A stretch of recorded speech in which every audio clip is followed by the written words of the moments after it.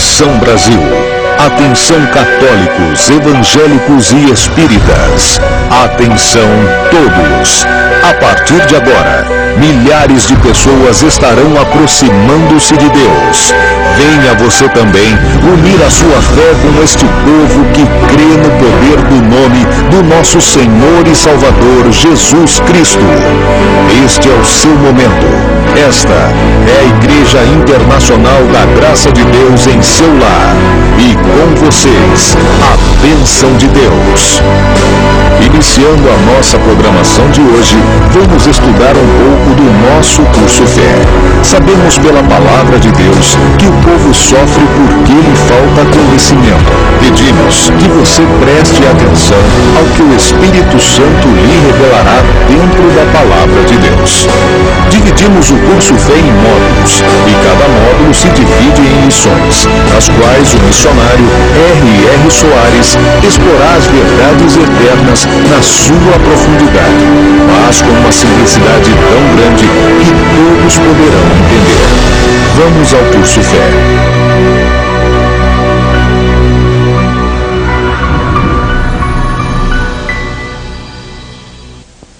Muito bem, amigos, de volta ao curso Fé, módulo 1, Determinação, e nós estamos na 35ª lição, onde estamos estudando sobre as tentações. E é bom que a gente aprenda bastante sobre essas técnicas que o diabo usa para nos afastar da palavra de Deus.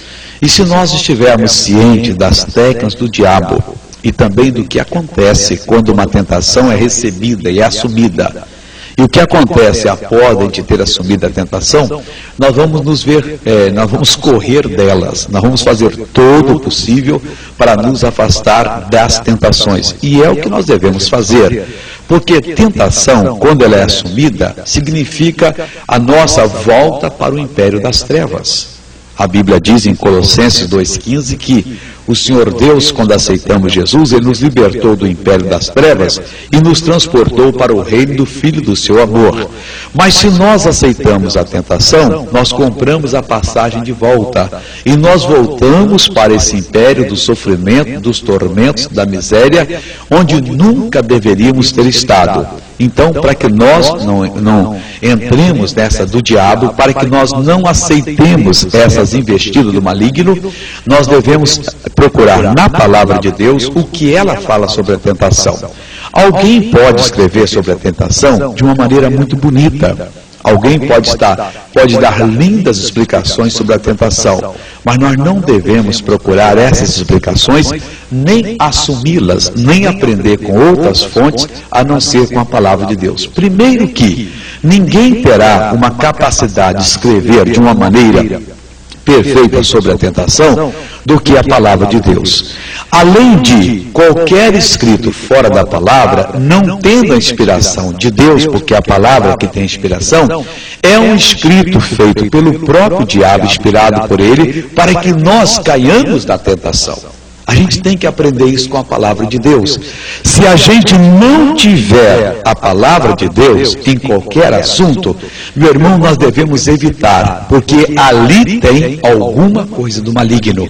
Se não tudo do maligno, alguma coisa. Então, nós teremos de Deus na nossa vida na proporção que nós tivermos da palavra. Se não é pela palavra de Deus, vamos esquecer. Não, mas o fulano, ele é muito capacitado. Aquele escritor, ele tem uma capacidade tremenda.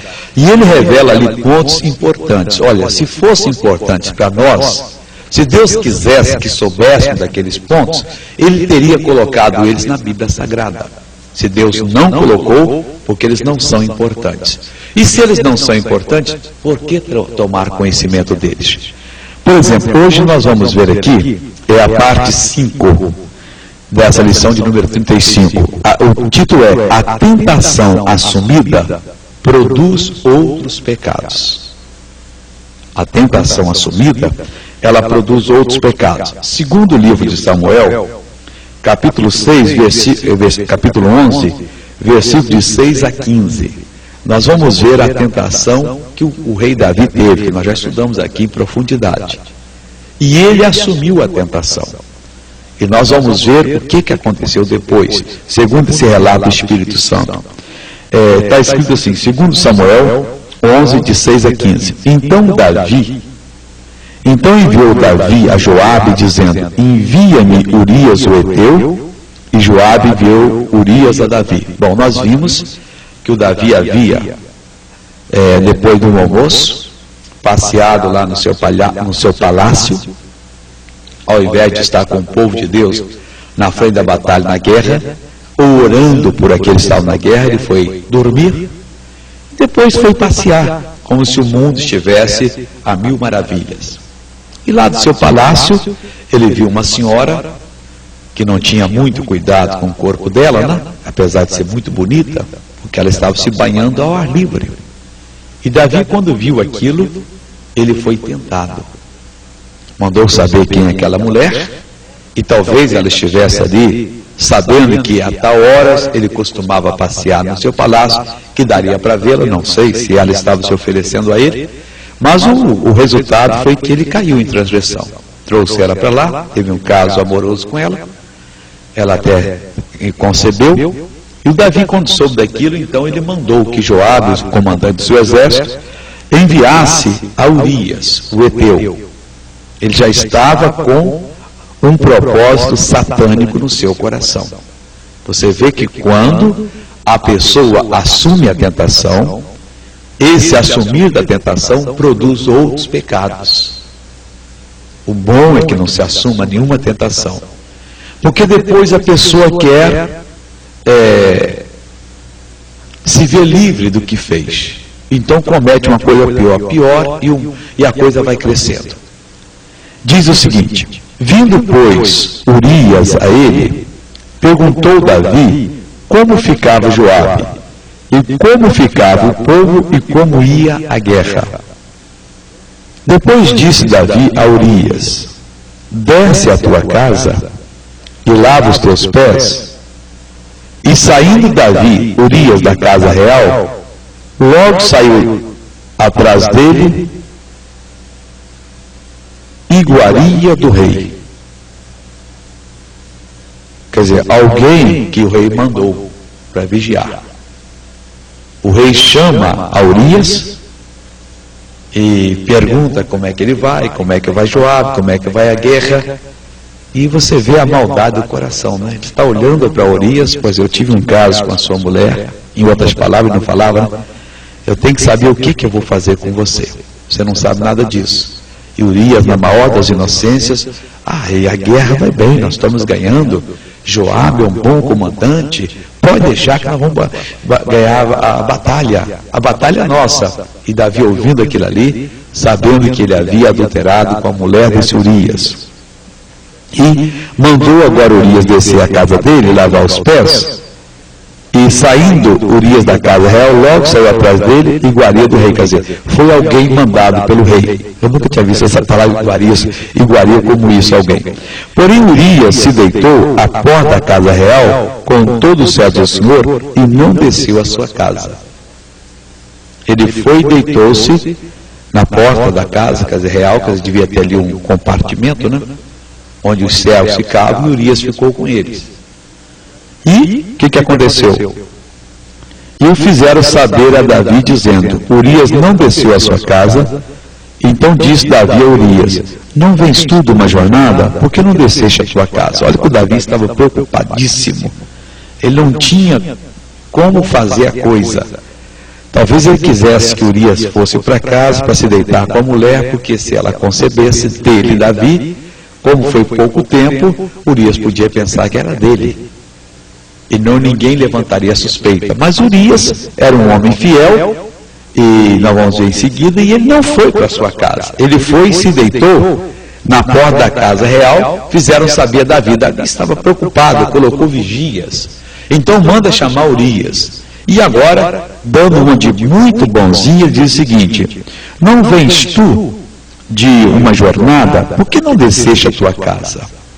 E disse Urias a Davi: a arca e Israel, e Judá ficam em tendas, e Joabe meu senhor, e os servos do meu senhor estão acampados no campo.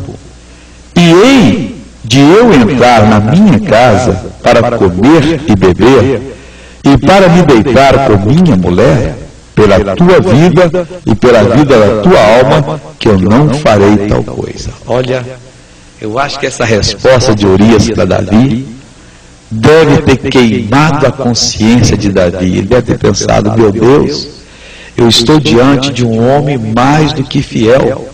O homem, há tempo que está na guerra, recusa ir na casa dele, ver a mulher, se deitar com ela, porque Israel, a arca, Joabe, os soldados estão lá na batalha, e ele não quer ir para o conforto. Davi olhando para ele, eu acho que o coração dele queimava. E Urias inocentemente olhando, esperando que Davi falaria, diante daquele que o havia traído, tomado a sua mulher. E o Urias diz o seguinte assim, ó: pela tua vida e pela vida de tua alma não farei tal coisa. Então diz Davi a Urias: fica cá ainda hoje, e amanhã te despedirei. Urias, pois, ficou em Jerusalém aquele dia, o seguinte, lá no palácio com o rei. E o rei, olha como é que o pecado, eu acho que o rei não dormiu aquela noite. Eu acho que o rei teve os piores momentos da sua vida.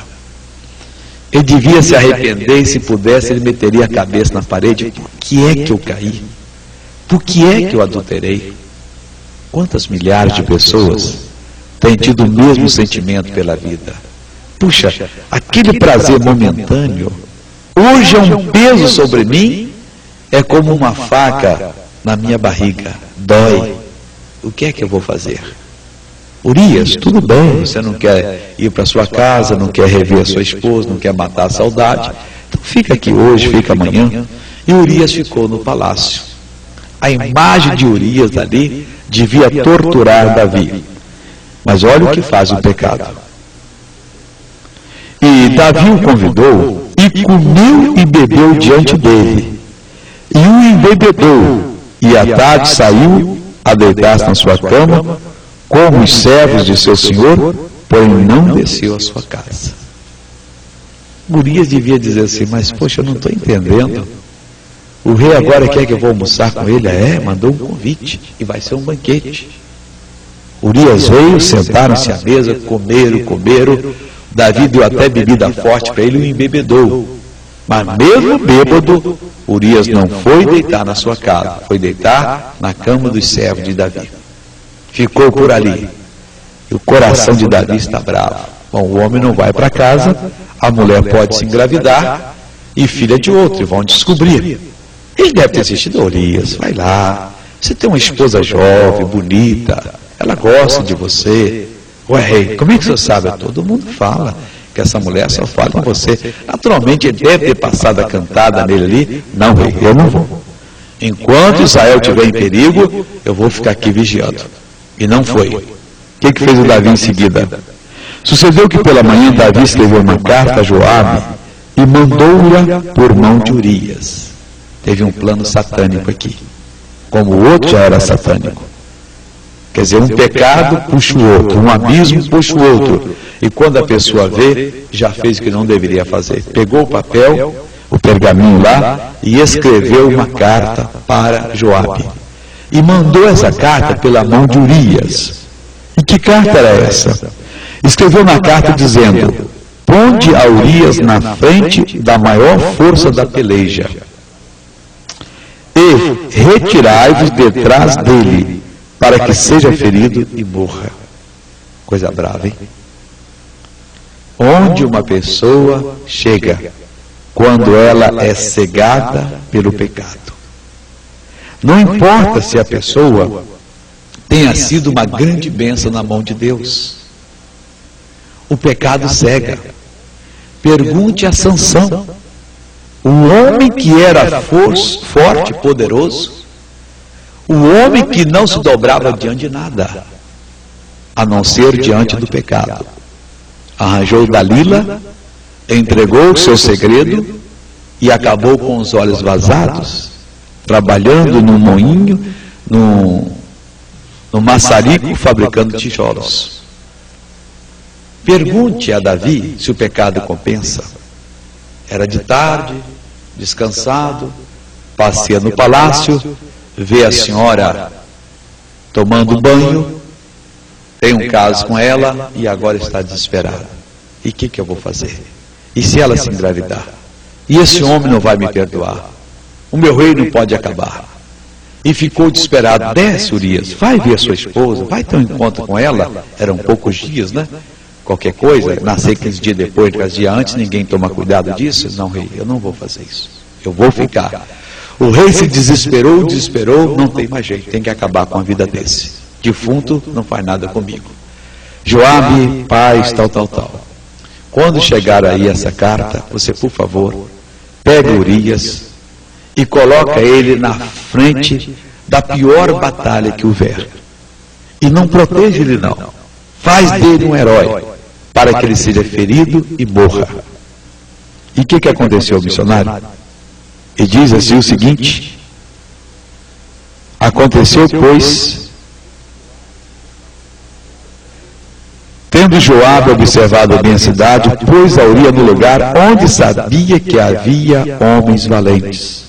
E saindo os homens da cidade e pelejando contra Joabe, caíram alguns do povo, dos servos de Davi, e morreu também Urias o Heteu.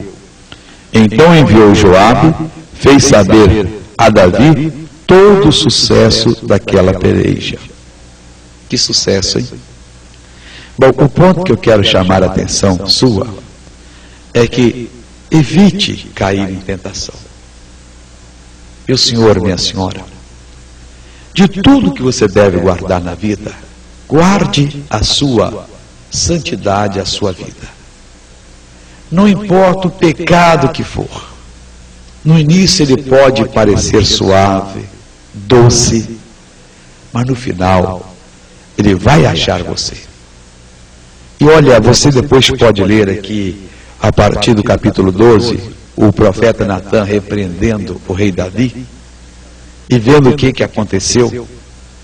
E Davi deve ter se lastimado bastante, e ele o fez. Está aí o Salmo 51 como prova, e outros tantos, quando Davi teve que abrir o coração.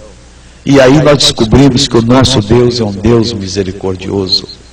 Porque quem sabe eu estou agora falando aqui, e você me assistindo, você está lembrando do seu pecado e da sua maldade. E você tem uma pessoa que já não aguenta mais, a consciência o acusa, a consciência o fere de dia e de noite, e praticamente você vive num desespero tremendo. Mas eu não sei mais o que fazer, eu não sei mais o que eu posso fazer para me livrar dessa situação. Olha, Deus é misericordioso. Ele deu a Davi o perdão, e Davi depois se levantou. Mas lógico que Deus não escondeu. E apesar de ele ter dito que havia achado Davi um homem segundo o coração dele, ele nos revelou o pecado. O bom é que você não tivesse pecado. Agora, se você já praticou, suplique o perdão de Deus. Emende-se. E a partir de hoje, comece uma nova caminhada. Uma caminhada sobre a palavra de Deus. Uma caminhada sobre a revelação de Deus. E haja o que houver. Não abaixe a cabeça para o inimigo. Não permita que o inimigo destrua, que o inimigo vença, que o inimigo derrote. Meu irmão, minha irmã, não compensa servir ao pecado. Compensa servir a Deus. E você pode e deve tornar-se uma bênção. Deus preparou para você a palavra dele para você poder se santificar. Então o título dessa lição foi: a tentação assumida produz outros pecados. Se você não abrir mão do seu pecado, não abrir mão da tentação, dizer: Deus, eu me arrependo, eu não quero, e você assumir essa tentação, você vai pecar. E não é só aquele pecado, começa outro, como talvez já aconteceu na sua vida. Missionário, foi exatamente isso. Eu tenho as mãos sujas, porque um dia eu fiz uma coisa, e para cobrir aquilo eu fiz uma outra maior, e para cobrir aquilo outro eu fiz uma outra, e hoje eu estou em desespero. Pois hoje Deus está com os braços e as mãos estendidos, dizendo: eu posso lhe dar uma vida nova. É preciso que você venha e Jesus transformará você. Tá bom? Passemos para outra parte, em nome de Jesus.